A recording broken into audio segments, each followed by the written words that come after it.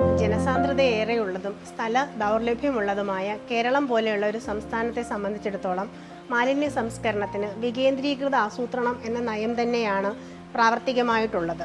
എൻ്റെ മാലിന്യം എൻ്റെ ഉത്തരവാദിത്വം എന്ന ആപ്തവാക്യത്തിനെ മാതൃകയാക്കിക്കൊണ്ട് തന്നെ ജില്ലാ ജോയിന്റ് ഡയറക്ടർ ഓഫീസിലെ ജീവനക്കാർ ഇവിടെ ഉണ്ടാകുന്ന മാലിന്യം ബയോ കമ്പോസ്റ്റർ ബിന്നിൻ്റെ സഹായത്തോടു കൂടി സംസ്കരിച്ച് വളമാക്കി മാറ്റിയിരിക്കുകയാണ്.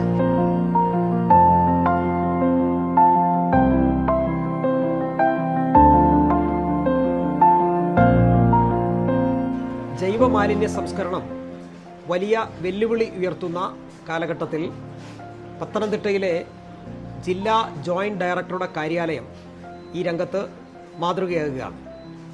എൻ്റെ മാലിന്യം എൻ്റെ ഉത്തരവാദിത്വം എന്ന ആപ്തവാക്യത്തെ വ്യക്തമായി പ്രവൃത്തി പദത്തിൽ എത്തിക്കുകയാണ് ഈ കാര്യാലയത്തിലെ 40 ജീവനക്കാർ ജോയിന്റ് ഡയറക്ടറുടെ നേതൃത്വത്തിൽ.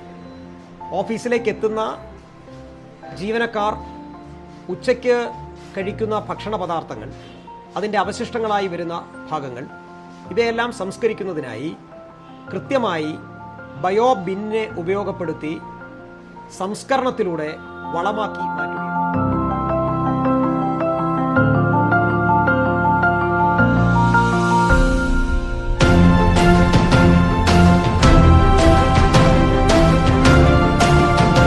എല്ലാ ഓഫീസുകളിലും ഇത്ര ഉറവിട മാലിന്യ സംസ്കരണ സംവിധാനങ്ങൾ ഏർപ്പെടുത്തണം.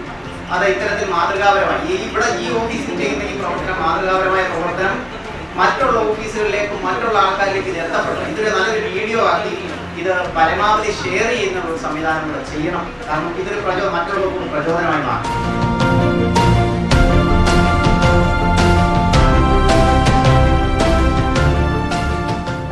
ജില്ലയിലെ എല്ലാ സ്ഥാപനങ്ങളിലേക്കും ഇത് വ്യാപിപ്പിക്കുക എന്നുള്ള ലക്ഷ്യത്തിലേക്കുള്ള ആദ്യ ചുവടുവെപ്പായി തന്നെ നമുക്കിതിനെ കാണാവുന്നതാണ്. ബയോ കമ്പോസ്റ്റർ ബിന്നിൻ്റെ സഹായത്തോടു കൂടി ഉൽപ്പാദിപ്പിച്ച മാലിന്യം വളമാക്കി ഇവിടെയുള്ള ജീവനക്കാർ തന്നെ പണം നൽകി വാങ്ങുകയും ആ ലഭ്യമായുള്ള പണം കൊണ്ട് തന്നെയാണ് അടുത്ത കമ്പോസ്റ്റ് ചെയ്യുന്നതിനാവശ്യമായിട്ടുള്ള ഇനോക്കുലം വാങ്ങിയിരിക്കുന്നത് എന്നുള്ളതും തീർച്ചയായിട്ടും നമുക്ക് മാതൃകയാക്കാവുന്ന ഘടകം തന്നെയാണ്.